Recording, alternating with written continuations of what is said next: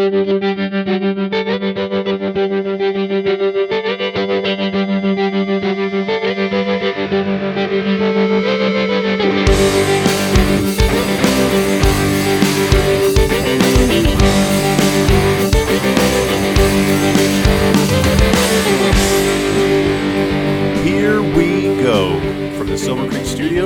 Jared, and this is the BFIBs Almanac. It's Wednesday night, May 1st, and the Cardinals are etching their place in history books, and one Cardinal in particular is off to an amazing start. We got a lot to go over, so let's dig in.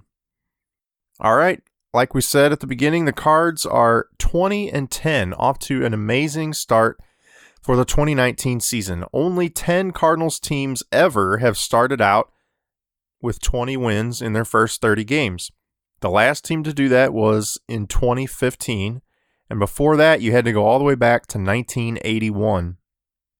And before that, you go back to 68, and then into the 40s, 48, 44, 41, 39, 36, 31. So there was this streak there in the 30s and 40s where they were starting off hot, it seemed like every other year. And then you really had to jump to that magical 68 season, and then 81, 2015, and now. So this has not happened very often. We need to take it in and appreciate it. But it has definitely been fun to watch. Who would have thought after that first week of the season where we played the Brewers and did not look like we were going to be a competitive team? To be perfectly honest, I can't say I wrote them off, but definitely I was ready to concede the division to the Brewers. We didn't look like we were going to be taking good at-bats. Our pitching looked inept at times against the hot bats of the Brewers. And here we are a month later, sitting at 20-10 and several games up on the competition in the division. So very exciting. We'll get into that a little bit more in a minute. But I wanted to talk about Paul DeJong, the other Paul on the team. We've dug into the Paul Goldschmidt stats a little bit last time. But Paul DeJong is kind of quietly putting up one of the best seasons we've ever seen, especially for a shortstop. But really, he's leading the majors in several categories. So through 29 games, he is batting .342 average with a .403 on-base percentage, .607 slugging for a 1.010 OPS. Crazy good.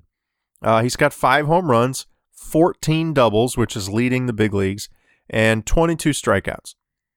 So he is leading in the following categories for shortstops. Leading all of the majors in runs, hits, doubles, and WAR. Leading all the majors in those categories. And he's leading the National League in average, on-base percentage, and OPS. And not only is that's just among the shortstop position, among all players, he's leading in doubles with 14. So he is definitely near the top or at the top of nearly every major category, offensive category, and is definitely putting up MVP caliber type numbers, definitely all-star type numbers, and it's very fun to watch him play. He seems to always make solid contact. He's always a threat for extra bases. I think we kind of expect, partly because of where he's hitting in the order, batting third, we expect a little more home run power. He definitely has that power, but he's been driving the ball with line drives so much that we're not seeing the home run type swings as much, which I'm fine with. But in the 3-hole, you would like to see a little more of that. So maybe, I think what people said from the beginning of the season was they'd like to see DeJong batting second and Goldschmidt hitting third with a little bit more power potential. So we'll see how that plays out throughout the season. I wouldn't be surprised if Schilt adjusts some things in the lineup a little bit. But, hey, at this point, why mess with what's working? The Cardinals have definitely been putting runs up and putting competitive at-bats together, especially over the last couple weeks. So, is this the real Paul DeJong? It's hard to imagine he can sustain anything close to this for the whole season, but let's take a look at what he did last year. So if you recall, in 2018, he did get hit on the hand by a pitch and broke his hand. But through the first 41 games of the season, before that broken hand, He had a 260 average with 8 home runs, 19 RBIs. And then there were a few more games tacked on to that first half of the season. So through that first half, he was batting 258 with a 341 on base percentage, 440 slugging for a 781 OPS. So not bad numbers by any means for a shortstop, but nothing like what he's doing now.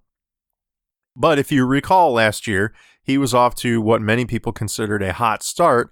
He got hit on the hand, and his second half numbers weren't nearly as good.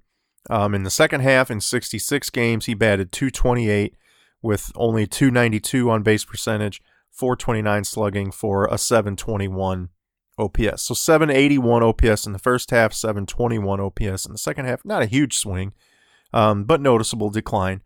Compared to the over 1,000 OPS that he has right now is a big difference. So, I don't know. We'll see. That first half, those first 41, 49 games, most people were thinking, wow, this is great. Look what we're getting offensively from a Cardinals shortstop.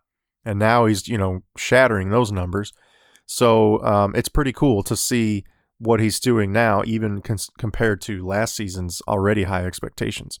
He did finish the year last year with 25 doubles, 19 home runs, and 68 RBIs in 115 games. So he missed about a third of the season and still put up very respectable numbers. So right now he is on pace for 27 home runs, 75 doubles, and 221 hits with an 11.9 WAR. He currently has a 2.2 WAR. So I don't think he's going to finish with a nearly 12 WAR. He's not going to get 200 hits. He's not going to have 75 doubles. He might end up with 27 home runs. He'd have to really kind of stay on a pretty good pace. But, I think we should all expect his numbers to come back to earth. But even if he drops significantly in all of these offensive categories, he's still going to be putting up very, very good numbers, far better than he did last year. So one thing that I noticed while looking at a bunch of his stats was his right-handed and left-handed splits. So last year against right-handed pitching, he batted 255 with a 317 on base and a 461 slugging. Solid numbers. But against left-handed pitchers, he was only 198 average, 302 on base with 349 slugging. So pretty drastic drop. He had a 777 OPS against righties and a 651 OPS against lefties. So he really struggled against lefties. Even though we think of that righty-lefty matchup, that right-handers should have an advantage against lefties, it doesn't always play out that way, especially with right-handed batters and left-handed pitchers, where the guys just seem to struggle against lefties. And especially Cardinals. It seems like Cardinals hitters, for sure, over the last several years, have struggled against lefties. I really wish we had a lefty starter in the rotation. I think we could cause some of these other teams to struggle for at least a day every week, But that's not on the cards right now, so to speak. But anyway, so you see those splits. So he struggled a lot more against lefties last year. Now let's look at what he's doing this year against righties and lefties. Against right-handed pitching, he is batting .333 with a 387 on base and a 569 slugging for a 956 OPS. Very, very good numbers.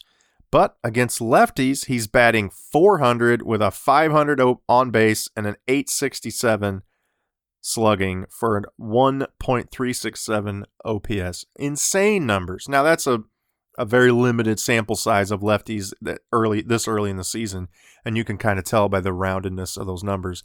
But still, the fact that he is clobbering lefties this year, which he did not do last year, is a good sign. Obviously those numbers are going to come back, but he'd have to essentially cut those numbers in half to be doing what he did last year against lefties, and I don't expect him to cut those in half. So he's going to regress a little, but if he can stay as solid as he has against lefties and then do what he's done against righties all along, he's going to have a very, very good year. All right, I wanted to compare what we're seeing from DeJong to some other recent offensive shortstops. So I kind of had to really think about it for a while, and in the end, I ended up having to look up lists of the last several or all-time shortstops of the Cardinals, and then just kind of go down the list of who stood out to me as offensive hitters. So the first one I came across is Aledmys Diaz, 2016, just a few years ago. He batted .300 with a .369 on base and a .510 slugging for an .879 OPS. So a very, very good year for Aledmys. That was his rookie season. He was a highly touted prospect and had a very solid year. 28 doubles, 17 home runs, and a 3.5 WAR. Now, keep in mind, DeJong has a 2.2 WAR right now, and now that's cumulative throughout the year. So that WAR will continue to increase as long as he stays anywhere close to the types of numbers that he's putting up now. So Diaz ended up with a 3.5. Going back a little ways to 2012, we had Rafael Furcal. Not quite the offensive player that some of these other guys are, but at least in my mind, I think of him as an offensive shortstop. Now, he batted in 2012. That was his full season with us. If you remember, he was traded late in the 2011 season before the World Series. But he spent the full season in 2012 and actually had a little bit better numbers in several categories. Batted .264 average, .325 on base, .346 slugging. So his slugging's really not up there for a .671 OPS. But he did have 18 doubles, 5 home runs with a 1.3 WAR. So not great, not bad at all, but not amazing. But definitely a shortstop that we have considered in recent years to be a good hitting all-star caliber shortstop. Now, we go back even further. This is the last one I'm going to cite. 2003, Edgar Renteria.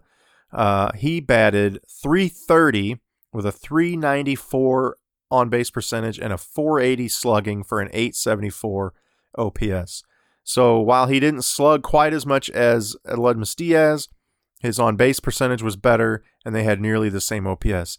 But he had 47 doubles to Diaz's 28 doubles, 13 home runs to Diaz's 17, but put up a 5.6 WAR. So combined with his stellar defense, his solid OPS, and a lot more doubles, you definitely got a very high WAR number from Edgar Renteria in 2003. And if you recall, he only spent one more season with the Cardinals in 2004 before signing with the Red Sox on a big deal. He put up a couple really good seasons in a row with St. Louis that raised his profile, and he got a good deal out of it. But that 2003 season was really kind of the pinnacle for him. So, like I said, we're looking at Renteria being the best out of those three with a .330 average. Right now, DeJong's batting .342. Renteria with a .394 on base. DeJong with a .403 on base. Renteria with a .480 slugging. DeJong with a .607 slugging. The .874 OPS for Renteria, 1,000 basically OPS for DeJong. Now, the difference is Renteria did that for an entire season. DeJong, it's going to be very difficult for him to maintain what he has done for a full season. But if he does, he's going to blow those numbers out of the water that Renteria put up. So keep an eye on what Paul DeJong is doing. All right, the Cardinals, like we said, are off to a hot start, 20-10. They are on pace for 108 wins, which would be insane. That would be the most by a National League team since the 86 Mets and the 1975 Reds, who both had 108 wins. So before that, you got to go all the way back to 1909. The Pirates had 110 wins. All these other large win totals have come from American League teams, oddly enough. Maybe it's not odd. They've had the DH longer and tend to be structured a little differently with pitching and hitters. But anyway, if we can get 108 wins, which, I don't think we're going to. I don't think we're going to maintain this 2 out of 3 pace. But hey, that's what Tony always used to say. If you can just win 2 out of 3, we'll be fine. So very cool what they've done so far. 20 wins in their first 30 games. Off to a hot start, and a lot of that is credited to Paul DeJong. He is holding up that third spot in the order, playing very solid defense at shortstop. I can only think of one error that I've seen him make. I didn't look up his error total, but He can't have many more than one. So very good season defensively, very, very good season offensively, fitting right into the middle of the order, providing protection for Goldschmidt.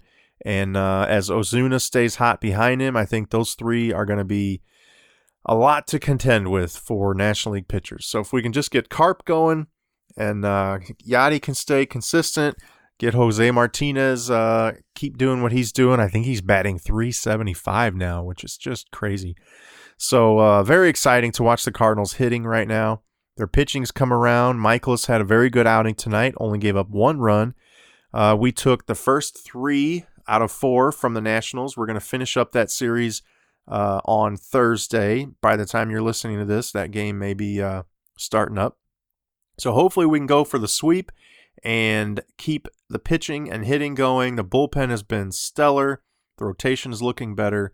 It's a very exciting time to be a Cardinal fan right now. So I thank you for listening. I appreciate it. Feel free to get a hold of the show on Twitter or Instagram at BFIBs Almanac, or you can email bfibsalmanac@gmail.com. So until next time, I'm Jared, and this is BFIBs Almanac.